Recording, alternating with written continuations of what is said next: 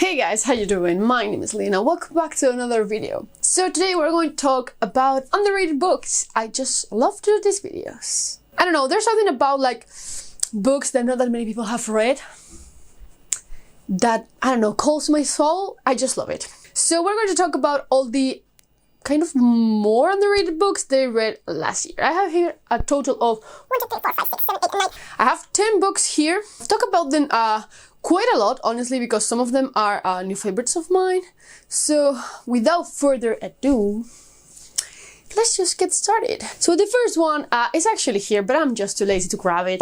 It's Skyward by Leah Whitley. I got this book for review last year. I requested it.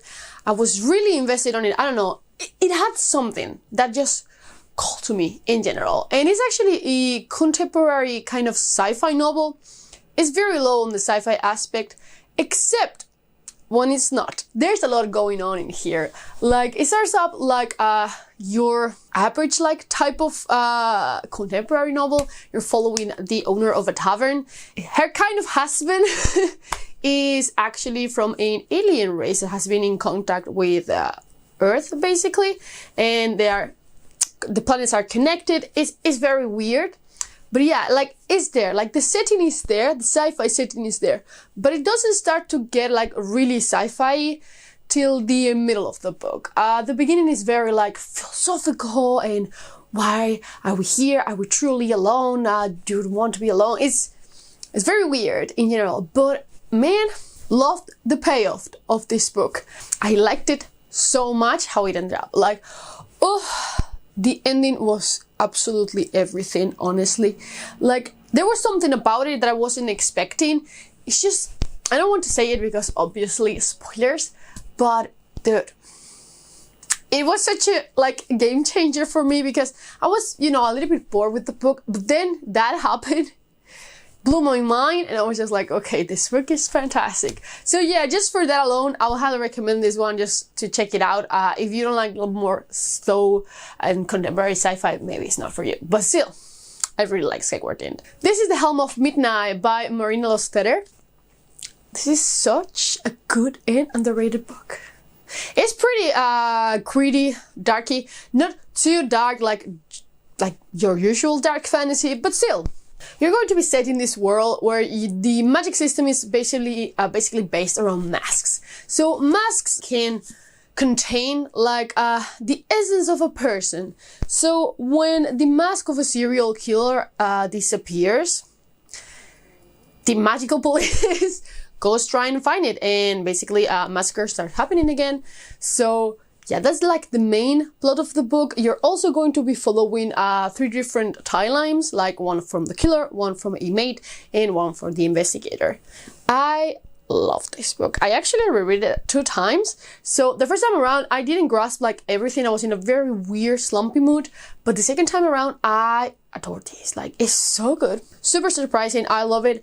I don't know. I grabbed it after watching Arcane. Like, I grabbed this for the second time because, I don't know, it has like that feeling of like a town, but like very dark. I don't know, I just really like this, and I highly recommend this one because I'm sure that a lot of people that like the books that I usually read are going to love this. Then I have here The Liar of Red Valley by Walter Goodwater. I also got this. I requested this because, I don't know, there was something about it that screamed rules for banishing, hold back the tide, what else? The House of Hollow. Those types of tropes, you know, I was just like, this sounds sinister, dark. It was tagged as dark fantasy, so already invested on it before I read it. And I really liked it. Okay, so we're set in this town. It's a very small town. And it's kind of a low fantasy because it technically is set in our world, but it's technically not. It's weird. You have the figure of the liar. You basically tell her lies in exchange for wishes. It's pretty weird, the concept, but I liked it a lot. Then you have the figure of the king, and you basically have to protect the king at all costs because he protects this town from the creatures that are in the other side of the river. So you're not supposed to cross the river weird creatures are there. You're basically going to follow the main character, and she is actually the daughter of the liar, but once the liar dies, she is tasked with being the new liar of the town. So she starts unraveling this weird conspiracy. There's something about dark fantasy books. Oh, I love them. Like, if you have more dark fantasy recommendations, please just let me know. I love dark fantasy books. Like, there's something about them that's just like so good. Then I've talked about this book a lot. This is There Is No Antimemetics, The Vision. This is a self-published science fiction book that is hella confusing, you know. If there's one thing about this book that is true, it's like, it's weird and confusing as hell. So basically, you're going to follow this agency. They study anti-memes, which are these really weird things that once you step away from them and don't watch them, you kind of forget that they exist. It reminds me a lot of the Silence in Doctor Who. So the thing is, this story is super disjointed because, of course, the memory loss, but also some agents have, like the spills, this agency has developed the spills, so you don't forget, or in other ways, you forget everything because the anti-meme will gain power on your memories. It's such a concept, you know, it's such a concept. I love it. It's basically all revolving around one anti-meme that appears out of nowhere and everyone's just like, wait, what the hell's going on? Super disjointed, makes no sense sometimes, but I love it. Like, if you like really weird sci-fi and you don't mind non-linear stories, you're probably going to really like this. Even though it's super confusing, you know, super confusing. Then again, The Maleficent Seven by Cameron Johnson. This book is so good. I know. It's a standalone fantasy book, which is very rare these days, and I'm so sad about it because I need more in this world and with these characters, and that's not something that I usually say, but still, I do need it. Basically, you're going to follow this general, and she was fighting this war, and out of the blue, she disappeared, the war was lost, and now, several years later, after this good empire conquered everything, she's just like, okay, something needs to be done. And her family is threatened and such, so she basically calls upon her old captains, which are just like a pirate queen, a necromancer, a vampire. It's so good. This is dark fantasy. Amazing. It's just like a joy of a ride, you know, a book that you're just like, okay, I'm done. It's not going to change my life, but I had such a good time. Like, I'm actually thinking about rereading this because I need like a good book to get me back into reading, like a good book. Probably going to reread this because it's just that good, like that good. Then another great discovery from last year, The Mask of Mirrors. I have the sequel there, The Liar's Knot. I still haven't read it, which I'm a bit scared of because one of my friends have actually really disliked it, and I'm very scared of that. But The Mask of Mirrors, this is amazing. This is actually written by a duo of authors. This is a pen name, a Mercaric. If you like The Lies of Lord Gomorrah, you're going to love this book. It has such a similar vibe to it. Like, you're basically going to follow very different POVs. But the main one, at least for me, is this girl, and she has nothing. But she discovers that she's actually pretty, like, she has a resemblance to the member of one of these noble houses. So she basically decides to pass as her. So she joins with her sister slash sister in crime. And they basically starts conning them to take their money. But soon she becomes like involved in this all like court intrigue. I love this book. I low-key want to read it, honestly, before reading The Liar's Knot. But yeah, it was such a surprise. I'm not doing any justice to the plot because this book is amazing. If you just like very like noble houses facing each other and such for power, politics, you're probably going to love this. Then I'm holding Master Artificer, but I'm not going to talk too much about this one because this is actually a second book in a series. Love this one, extremely underrated as the first one, which is a Master of Sorrows. I read that one a couple of years ago. It's basically about following an F, and is a turn into the Chosen One trope. What if you, instead of being the Chosen One for good, you were the Chosen One for evil? You're going to follow an F, and he lives in this very like kind of exclusive but solitary really small town, basically like more like a village than anything else. And it has this school where they actually train kids to steal magical artifacts that are considered dangerous, and they basically store them in that school.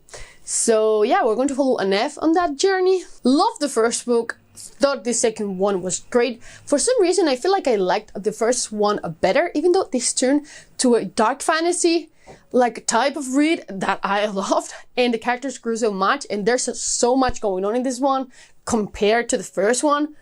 But I don't know, I think I'm going to reread both, but still, these are fantastic. Like, this series is so good in general, extremely underrated. The first one's pretty slow, but still, the second one is so different, still so good. Highly recommend this series. Like, can't wait for book 3. I really hope it comes out this year, honestly. Then, of course, I have here Upon a Burning Throne by Ashok Banker. Hear me out.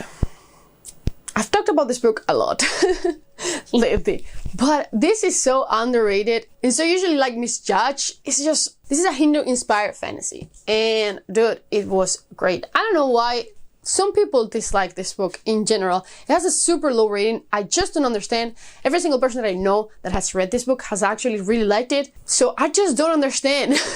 But basically, you're going to follow these two brothers. Their dad just died. He was the emperor of the Burnt Empire. So now they have to basically they have to pass these trials to actually become like the new rulers of this empire. It's great in general, but there's also like one more twist. I don't know where comes this girl, and she's actually like the daughter of the Demon King who's come to take power and be just like the legitimate ruler. It's just there's so much going on in this book. I loved it. If you just like gods, just like meddling between human affairs, probably going to love this. I really liked it. The battle scenes were great also, but not overly done. So that's a great point for me. But yeah, I just really like the series, and I hope that more people read it because it's amazing. And I'm pretty bummed because apparently they are going to turn this into a trilogy when it was supposed to be Pathology, I believe, which sucks. But still, I have book 2. I really need to read it. But yeah, I really liked Upon a Burning Throne. It's just super good. Then another book that I loved last year, one of my favorites, Seven Deaths of an Empire by J.R. Matthews. Devoured this book. Even though not that much things happen here. I just love my slow burn books. I cannot help it. But basically, this is a Romanesque inspired fantasy. It's a very low, like, fantasy in general. I don't really think it's set in our world, at least I don't think so. But there's not that much magic going on. Even though we follow a magician, like, magic is not displayed all around you, you know, during the story. So pretty, you know, different in general. But the thing is, we're going to follow the magician who is traveling with the body of the emperor who just died back to the capital. It's just, you know, to get everything done with the succession. And then you're going to follow the general who is sitting in the capital waiting for the body of the emperor.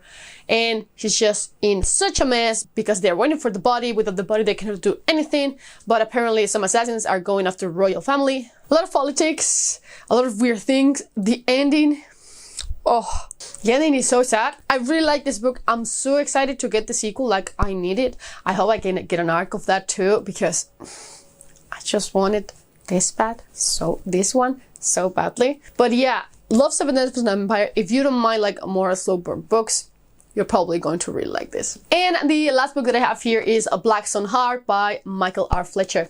I just love Michael R. Fletcher in general. Like, he's such a good dark fantasy writer. His books are all kind of really dark. Apparently his new book is not going to be dark fantasy, which kind of sucks, but I'm really excited to see what he comes up with next, you know. But still, Black Stone Heart in general, you're going to follow Crane, and he wakes up with no memories. But the thing is, to actually gather his memories, he needs to recollect pieces of his heart, his Blackstone heart. It's great. You know, necromancy, demons.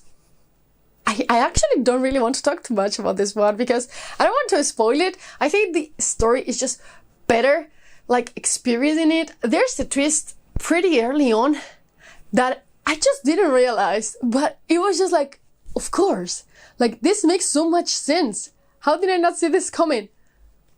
That I loved. Like, I loved that twist. But yeah, I thoroughly enjoyed this first one. It's super good. One of my favorite dark fantasy books in general. So try it if you're looking for tech fantasy. But yeah, those were basically all my like most underrated books that I've read last year. I'll probably have another one of these videos coming out soon because, you know, love recommending underrated books. Do you have any like underrated books that you feel no one talks about?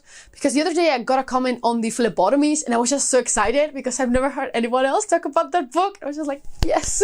But also, have you read any of these books? In that case, as always, just let me know down in the comments below. But you know what? I'll see you in the next one. Bye.